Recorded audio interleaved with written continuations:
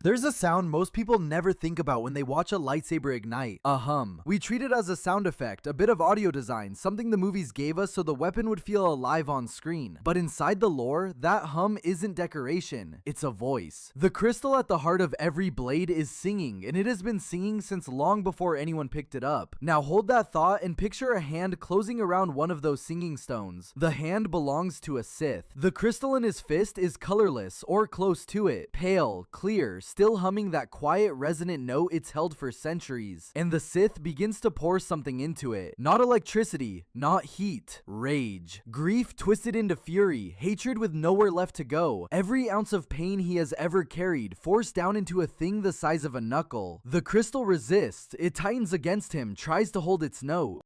And he pushes harder because that's the entire point. He isn't asking, he's breaking it. He keeps pushing until the resistance collapses, until the song cracks, until the pale stone floods a deep arterial red. We have a word for this. It isn't a fan word invented on a forum somewhere to sound dramatic. It's the term used inside the canon itself in the Ahsoka novel and across Charles Soule's Darth Vader run. They call it bleeding. Sit with that word for a second, because whoever chose it carefully. You don't bleed paint. You don't bleed dye. You bleed when something living has been cut. And that is the quiet horror sitting underneath every red blade in Star Wars. A horror the films never stop to explain, because they don't have to. The Sith didn't color his weapon. He wounded something, and the red you're looking at is the wound. Which raises a question that turns the whole thing over. To wound something, it has to be able to be hurt. So what exactly was in that Sith's hand a second before he ruined it? What did that stone used to be? Because to understand what just died there, you have to know what it was when it was still whole. Here's the assumption almost everyone carries without noticing. You think of a lightsaber the way you think of a flashlight. There's a power cell, and the crystal sits inside it like a bulb or a lens, a component, something that focuses the energy and gives the beam its color. Useful, inert, a part. It's not a part, it's closer to a prisoner. A Kyber crystal is force attuned, which is a clean technical phrase for something that isn't clean or technical at all. These stones don't just conduct the force the way copper conducts current, they're woven into it. They respond to the living things around them. In the Ahsoka novel, when she reaches out to a crystal, it isn't dead matter waiting to be used. It reacts, it resonates, it has a note of its own that answers hers. The stone knows she's there. Read that back slowly. The stone knows she's there. Now, I want to be honest with you because this is exactly the kind of place where lore channels start inventing things to sound profound. The canon does not hand you a clean definition of Kyber consciousness. Nobody sat down and wrote a rule book that says a crystal thinks or feels or suffers the way you and I would recognize. What we get instead is a consistent pattern of language across the sources. Crystals that sing, that choose, that resist, that can be hurt and can be healed. You can read that as literal awareness. You can read it as the Force expressing itself through matter in a way that only looks like feeling. The stories leave that door open on purpose, and I'd rather show you the open door than pretend it's shut. But notice what even the cautious reading forces you to accept. Whether the crystal is truly conscious or the force is simply moving through it, something in that stone pushes back. Something has a preference. Something can say no. And that's the detail that should stop you. A battery doesn't have a preference. A lens doesn't resist. The moment you accept that a Kyber crystal can push back against the person holding it, you've accepted that it has, in some form, a will. And a will implies a choice. Which is where this gets strange. Because before any Sith ever forces a crystal, before anyone breaks that will, the crystal gets to make a choice of its own. It gets to pick the person it belongs to. The Jedi don't take their crystals, the crystal takes them. Every Jedi you've ever watched fight got their first crystal the same way, and it's nothing like what you'd expect from an order of warriors. There's no forge, no trial by combat, no master handing down a weapon. A child is sent alone into a cave. The planet is Ilum, buried under ice, and the ritual has a name almost too gentle for what Star Wars usually is: the Gathering. We watch it happen in the Clone Wars. A group of younglings, barely old enough to hold a blade, descends into a frozen cavern with one instruction: find your crystal. And here's the part that matters. They're not told to search hard, or dig, or fight for it. they're told to listen. Because the crystal that belongs to them will make itself known. It calls. Out of an entire cave of stone, one of them starts to sing at a frequency that only its future partner can hear. Think about how backwards that is compared to every other weapon in fiction. You don't earn this crystal by being strong. You don't win it. It reaches out to you first, recognizes something in you, and offers itself. The relationship starts with consent on both sides. The Jedi answers a call, and the crystal chooses to be answered.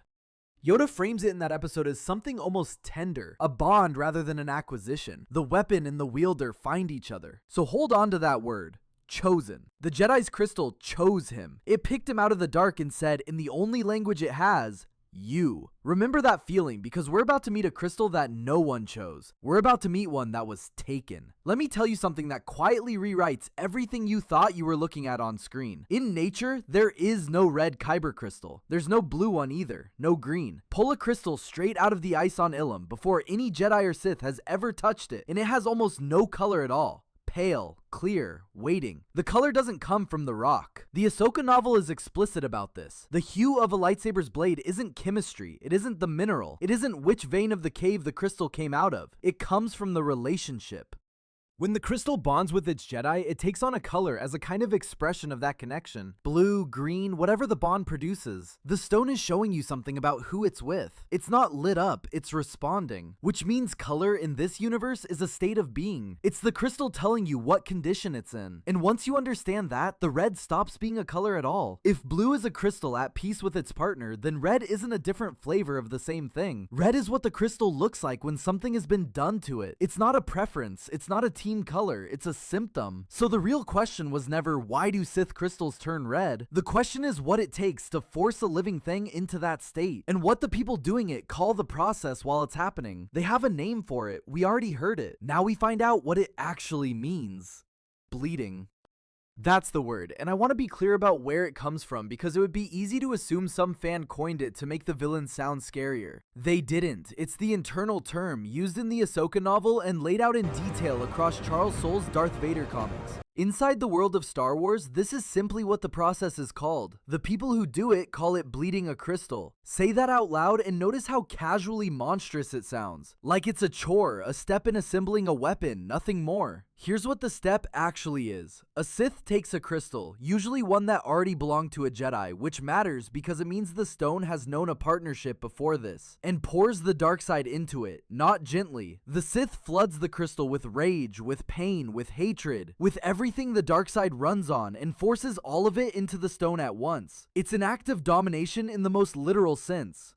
The Sith is imposing his will over the crystals, and the crystal fights back. This is the part the movies never show you, and it's the part that makes the whole thing land. The crystal does not simply accept the darkness poured into it. It resists. It tries to hold its own note, its own nature, the way it was before this hand closed around it. So what's actually happening in that moment isn't the Sith flipping a switch, it's a struggle. A tug of war between two wills, the wielder forcing darkness in, the crystal straining to keep it out. Bleeding isn't an event, it's a fight, and like any fight, it can be won or lost by either side. Which is a strange idea, isn't it? That a crystal could win, that a piece of stone could outlast a Sith Lord's will and refuse to break. It sounds impossible, except it happened. To the most powerful Sith of his entire era, the first time Darth Vader tried to bleed a crystal, the crystal beat him. Stop and appreciate how absurd that should be.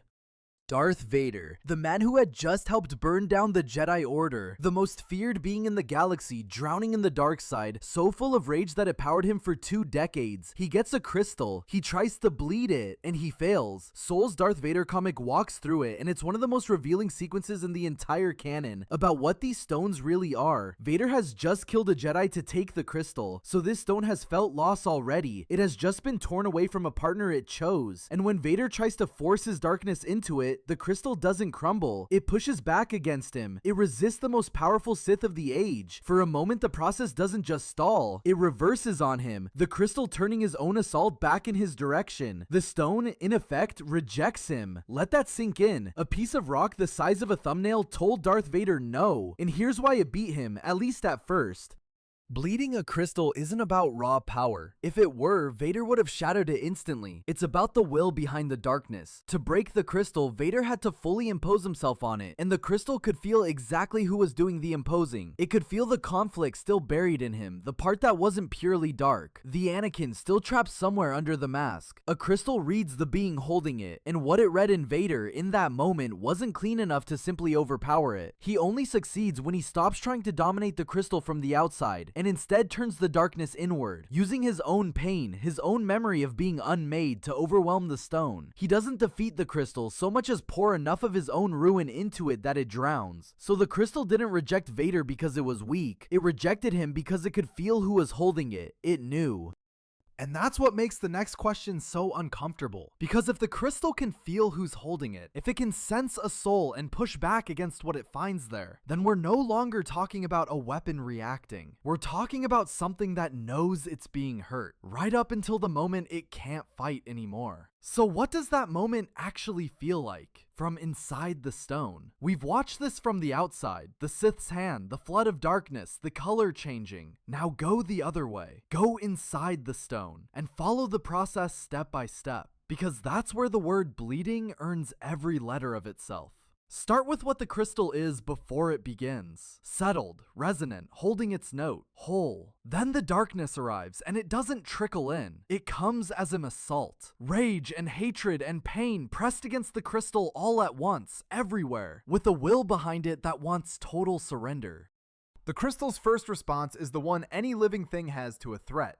It closes. It pulls inward, tries to seal itself off, tries to protect the note it's held for 1,000 years. It's not fighting to attack anything, it's fighting to stay itself. And the Sith's entire task is to break that. So he presses. He finds the crystal's resistance and he leans on it, pours more in, keeps pouring until the crystal can't hold the seal any longer. There's a threshold, and when it's crossed, the resistance gives way all at once. The darkness rushes in and floods the stone completely, and the crystal stops being able to keep anything out. That flood is the moment of bleeding. That's when the color comes. The red isn't applied to the crystal from outside. It rises up out of the crystal from within, the way a bruise surfaces after the blow has already landed. And that's the framing I want you to hold, because it changes what the red is.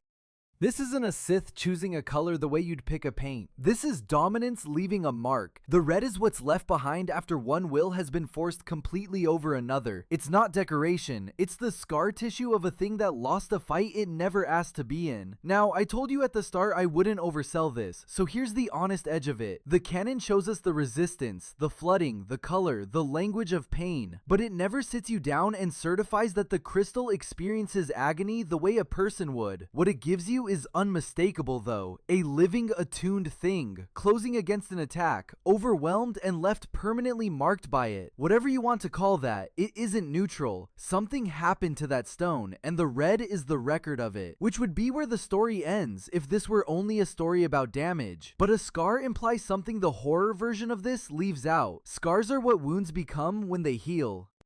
And a bled crystal can be healed. Everything so far has pointed one direction, down. A living thing, taken, broken, marked. If the story stopped there, red would just be permanent damage, and the Sith would have the last word. But there's a turn here that almost nobody expects the first time they hear it, and it does something rare. It makes the whole thing darker and more hopeful at the same time. You can undo it. A bled crystal can be healed, and when it heals, it doesn't go back to blue or green. It turns white. This is the heart of Ahsoka Tano's story in the Ahsoka novel, and it's worth walking through because it's the mirror image of everything the Sith do. Ahsoka comes into possession of two crystals that had been bled, red stones taken from a fallen Inquisitor, an agent of the Empire hunting down surviving Jedi. These crystals had been through exactly what we've been describing: forced, flooded, broken into red.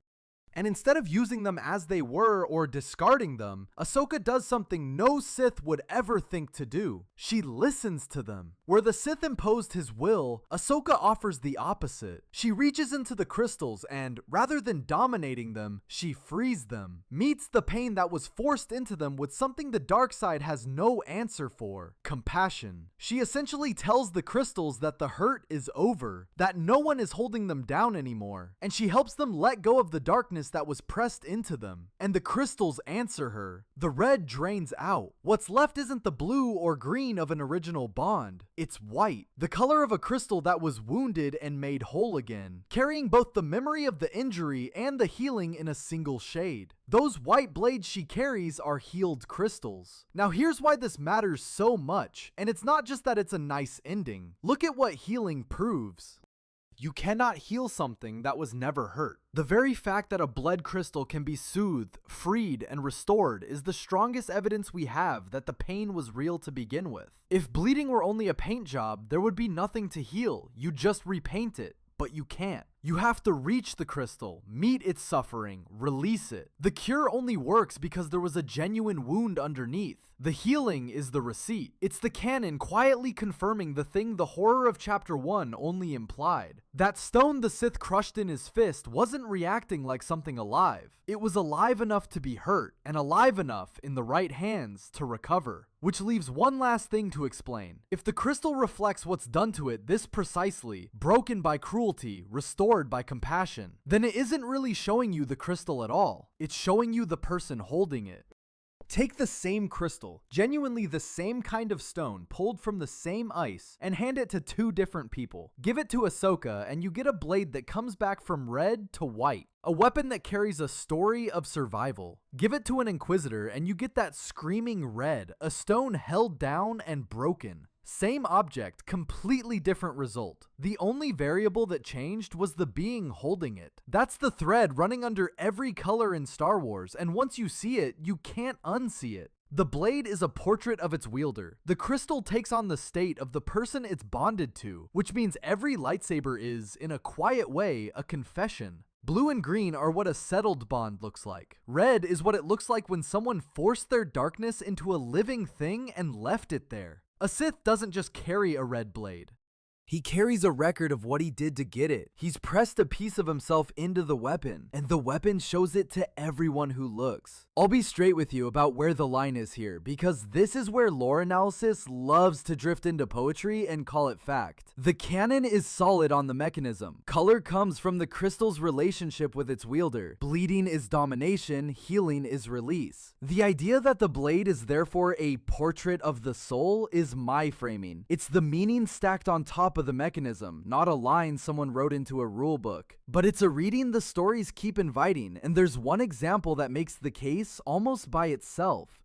Kylo Ren, that unstable, spitting, ragged red blade with the two smaller vents hissing out the sides. The in-universe explanation laid out in the visual guides is that his Kyber crystal is cracked, damaged, fractured, and the weapon has to bleed off the excess energy it can't properly contain. The canon is careful here, and so am I. It never quite tells us the crack came from a botched bleeding, but look at what it gives you anyway. A broken man, a broken crystal, a blade that can't hold itself steady, venting its own instability because the wound in it never closed clean. Whether or not the sources connect those dots on the page, Kylo is carrying the most honest weapon in the saga, a portrait that refuses to hide the damage. So the crystal reflects the wielder, the blade tells you what's inside the hand. That's settled enough to build on, but it opens one final door, and it's bigger than any single Sith or Jedi, because if a crystal can feel, if a stone can be hurt and healed, and can mirror a soul, then the line between a tool and a living thing isn't a line at all. And that says something about the Force itself that the Jedi seem to understand, and chose to be very quiet about. Here's where I have to be careful with you, because this is exactly the kind of ending that tempts a lore channel to lie a little for the sake of a better story. The honest truth is this: the canon does not show us a Jedi conspiracy. There's no scene of the council locking a secret away, no forbidden archive, no cover-up you can point to on the page. If anyone tells you the Jedi hid the truth about Kyber, they're inventing the part that sounds coolest. I won't do that, but there's something quieter, and I'd argue more damning than a conspiracy. The Jedi knew what these crystals were. They built their entire identity around them. They sent children into caves to be chosen by them. They spoke of them as partners. They understood the bond well enough to teach it, which means they understood, at least somewhere, what it meant when a crystal turned red. They knew a bled crystal was a broken one. They knew because Ahsoka, trained by them, knew how to heal one. And it simply wasn't something they talked about. Not as a secret they buried, but as a truth they didn't say out loud. There's a difference between hiding something and never quite being willing to name it, and the Jedi lived in that second space. They knew their enemies weren't just wielding weapons, they were wielding tortured, living things, held down and screaming in the only voice they had. And the Order carried that knowledge the way people carry the things they'd rather not examine too closely. Quietly, without discussion, because saying it plainly would force a question nobody wanted to answer. If the crystal in a Sith's blade can suffer, then what exactly is the Force? Where does the line fall between a thing you use and a thing you've hurt? Because that's what all of this finally points at. If a stone can be attuned to the Force closely enough to feel, to resist, to be wounded and healed, then the Force isn't a power that flows through the living and stops at the edge of the inert. It runs through the rock too. It blurs the line between the tool and the being holding it until you can't say for certain where one ends. The Jedi felt that blur, they just never looked straight at it. So think back to that hum, the one we started with, the sound you never thought about, the one you filed away as an effect. The next time a red blade ignites on screen and you hear that low, steady tone underneath the crackle, you won't be listening to a weapon anymore. You'll be listening to something that was chosen once and taken later. Something that closed itself against the dark and lost. You'll be listening to the one voice in the galaxy that only ever gets to say a single word over and over for as long as the blade stays lit. No, but there's one thing the Jedi kept quieter still. A piece of that cave on Ilum they never explained at all. And that's where we're going next.